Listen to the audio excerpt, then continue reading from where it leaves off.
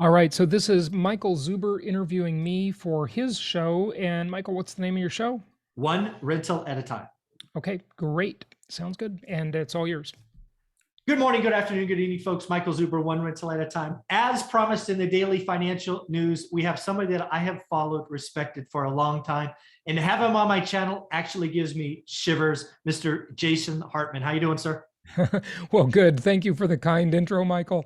And I guess that's why you're wearing a sport coat today, I huh? You I dressed up for me. I did. I had to dress up. I was talking to the man. I had to feel confident. You got to put on a sports coat. So, You're too kind. hey, one of the things I wanted to do because you've studied the economy, you've looked at the economy a lot long. 90 more than 99.99% of the people out there.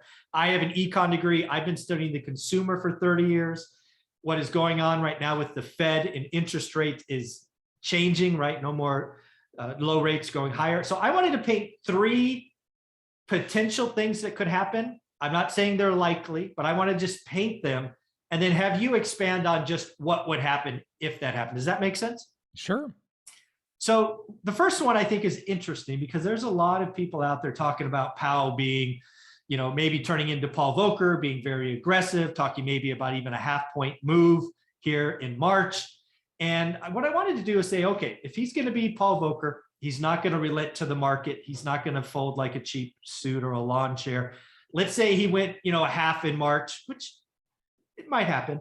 But let's say by the end of 2022, he's taken the Fed rate all the way to 2.5, which, oh, by the way, there are only 7 meetings left. So that's a pretty aggressive move for what would be 10 months. If that happened, I'm not saying it's likely, talk about all the ramifications, because I think that would send shock waves through the market, real estate, tech, bonds, all kinds of stuff they're not expecting that. So what do you think happens if that were to happen? Yeah, well, you're definitely right to bring up this concern, and it's good that your viewers and listeners are hearing about this because it's obviously a very important topic.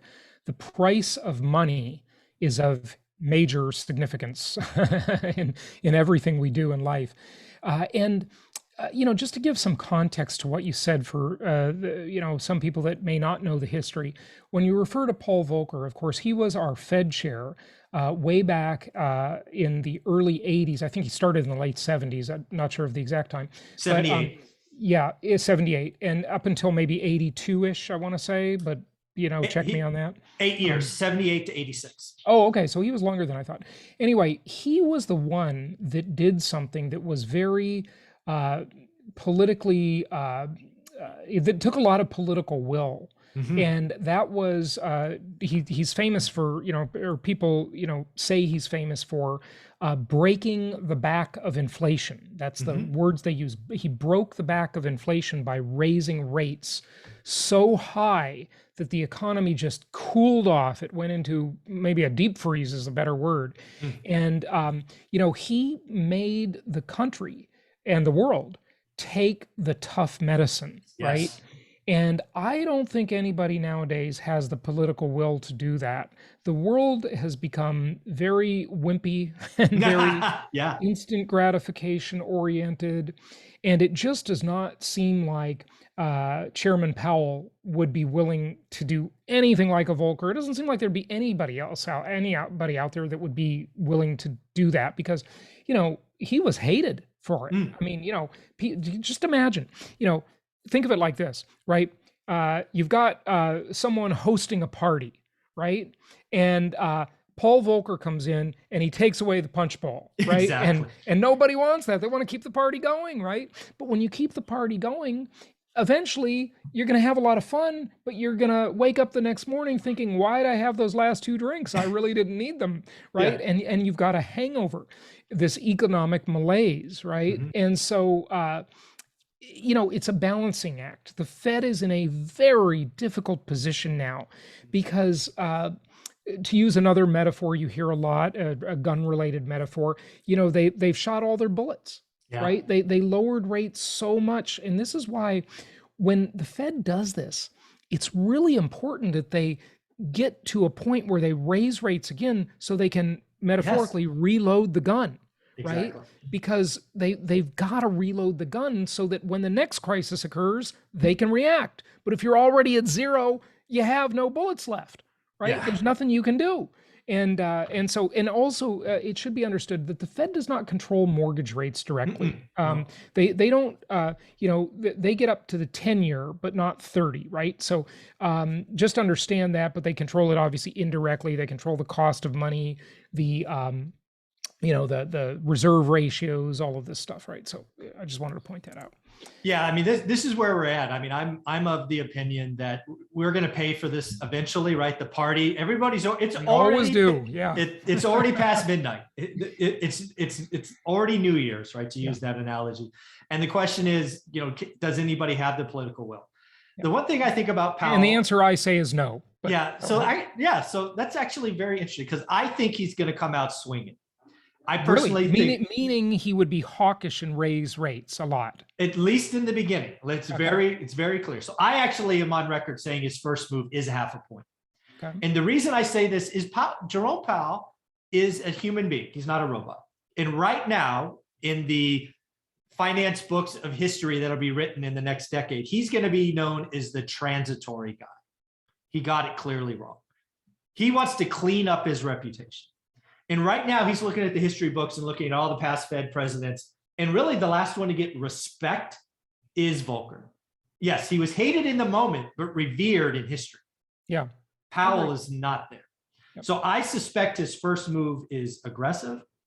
50 basis points, I've been calling that for 6 months. Because again, he has to, use your analogy, load the gun. And these little things aren't going to get us there. Yeah. So I'm going to disagree with you on perfect. that. Perfect. I don't think he's going to do that. And here's why. They talk about the Fed put. Okay. Yes. We hear that a lot. And we've become conditioned to this idea that the Fed is going to just rescue us all the time. Yes. Right. And, I think he's already done, to a large extent, what he needs to do with that rate increase. That's by just threatening it, rattling the saber. Yeah. Look at what the markets have done recently and how everybody is reacting to it. I mean, they are going nuts. And so he's already accomplished part of that mission already without doing anything except talking. Yeah. And what's interesting about Chairman Powell too is that he is he's much, well, how do I want to say this? He doesn't talk in code the way say Greenspan. Greenspan was oh my gosh, like to figure out what Alan Greenspan was saying took you would have to interpret 62 languages, including hieroglyphics, and nobody ever knew. But that's part of the point of listen, I don't like the Fed. I don't think there even should be a Fed. I think the free market should control the cost of money, but we have what we have. So, I'm going to live with that. And, but part of the Fed's job is to be murky like that. So because if they came out and said, okay, we're going to raise rates 0.5 point or 1/4 point, then the whole market would react, and everybody would react in lockstep. But they're supposed to talk like Greenspan talked to an extent, because then people don't know how to react, and people don't react all at once. And if people reacted all at once, that could be devastating, right? You want it to sort of play out slowly, so it's a softer landing. Yes, right? the mythical soft landing, which they've been trying to engineer. So again, I think he's going to come out hot again, 0.5 point. We will know in about 60 days or 6 weeks or so. So the other thing that I think there's another option, which I'll get to option 2, is I think he is more like probably Bernanke, right? The whole, we're going to have 1/4 point every meeting or every other meeting. And where if you're Paul Volcker, you get to 2.5 by the end of 22. If you're more like Bernanke, you get to 2.5 by the end of 23, just to give a duration difference, right? Slow and steady, watch what's going on, talk about it before you do it. And it's, it gets us somewhere, I don't know, 1.5 to 2.5, but it's not every meeting. It's every other, maybe 3 times a year. That's another likely thing. What do you think about that one? Well, I don't know. Can you be more specific with the question? Well, let's say 3 times. Fed raises 3 times this year. There are 7 meetings left, and maybe 3 times next year. Yeah. I don't think they're gonna raise that much. I think they're gonna do it more slowly. Okay. I think he is going to raise rates because he has to tame inflation. Yeah. And that is significant for sure. I mean, inflation is a real concern. But in terms of mortgage rates, because pretty much everybody listening is a real estate investor, and in terms of mortgage rates, just remember that 1% in mortgage rate is equivalent to about approximately 10% in purchase price. Okay. So if rates go up 1% to get the same payment, prices have to go down 10% or vice versa, right? Sure. But here's one of the problems with the sound bites you're hearing in the media. And it's just so, I mean, look at you and I being industry insiders, we get it, right? But I just hate how the media just is constantly misleading people. It's just drives me nuts. I'm sure it does you too. Yeah. And one of the things you hear a lot, there's this kind of like big narrative out there of housing affordability and how prices are up so much, and rates have gone up a little bit, and if they go up more, everything's going to crash and all this stuff. But the problem is they're not comparing it to a long enough time frame. They're only talking about what happened at the start of the pandemic, right? And so when those lockdowns first occurred and everybody got extremely concerned, rightfully so, and the unemployment rate skyrocketed, et cetera, after the Fed reacted and mortgage rates got super cheap, cheapest ever, quite literally. Yeah, sure. You can't compare affordability to that time, right? Because it's not a fair comparison. I mean, everything was a super bargain then, and we're only talking a couple years ago, right?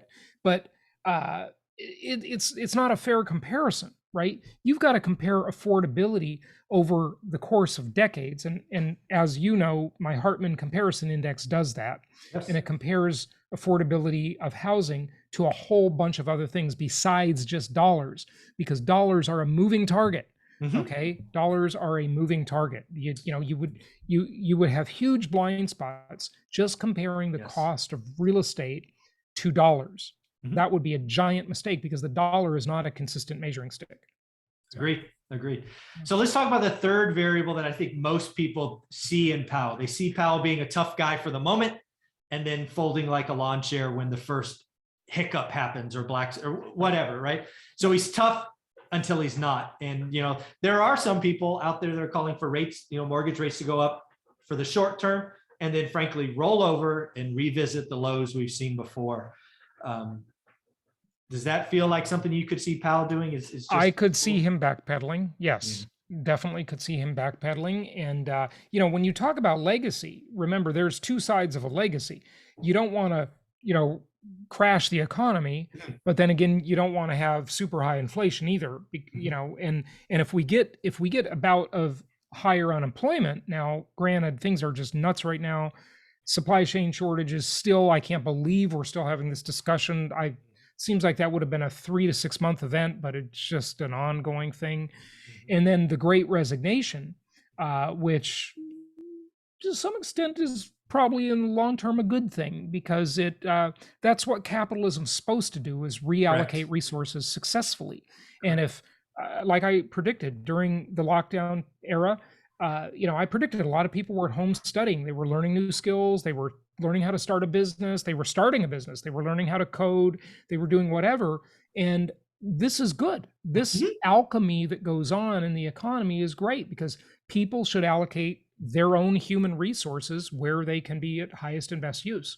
And so that's a good thing, but it is painful now. And it makes things hard to gauge right now, because we're in the midst of it and all the chairs are moving around, right? Yeah. But that'll settle as we go on. Yeah. So this has been a very interesting conversation about the Fed. We're going to get into Jason's predictions in the next video interview, which I look forward to. But if you wanted to kind of closing thoughts on the Fed as we look at what Powell and them were doing over the next year or so, what are your kind of thoughts on what you think they will do? Well, the one thing I didn't say on that I want to make sure I get across, when I talk about the Great Resignation and reallocation of human resources and human capital and so forth, what I was getting at is that if Powell raises rates a lot, and then we get to a point, we're certainly not there now, but we get to a point where unemployment goes up and there's an unemployment problem, we could revisit quite easily that Carter era, Jimmy Carter era in the late 70s of when the misery index became Yes. a common phrase. And the misery index talks about high unemployment and high interest rates at the same time. Usually that doesn't happen because there's something called the Phillips curve, where there's this constant optimization, turning the dials going on at the Fed and throughout the government as well, where they're trying to manage inflation at a target rate of around 2% and keep unemployment low. And they're constantly trying to optimize this equation on the Phillips curve, right? But they can't always do it. And so if you have an era where you got to raise rates to reload the gun, as we've talked about, and to tame inflation, and then if you have an unemployment spike, ooh, that is an ugly, bad experience. And it was a really bad experience in the late 70s. If you're interested in economics, folks, the 70s is about the most interesting decade before the 30s, the Great Depression. So study the 70s because a lot of you were alive, or lots of people who were, right? Yeah. And it's a pretty interesting decade for sure from an economics perspective. I've spent a lot of time the last 6 months looking at the 70s. I've introduced the misery index to the channel. I actually think we're going there. I think Powell's going to be aggressive. I don't know if he holds, but I do think unemployment is higher at the end of the year than it is now. That's not really saying much. It's 3.9 now, if you believe the number U3 versus U6. But yeah, it's going to be very interesting. I look forward to your predictions, Jason. Thank you very much for your time. This has been wonderful. And the 70s had great music too. Great clothing, great clothing. Great singer-songwriters in the 70s. Yeah. There you go. Thanks, All Jason. right. Good talking to you.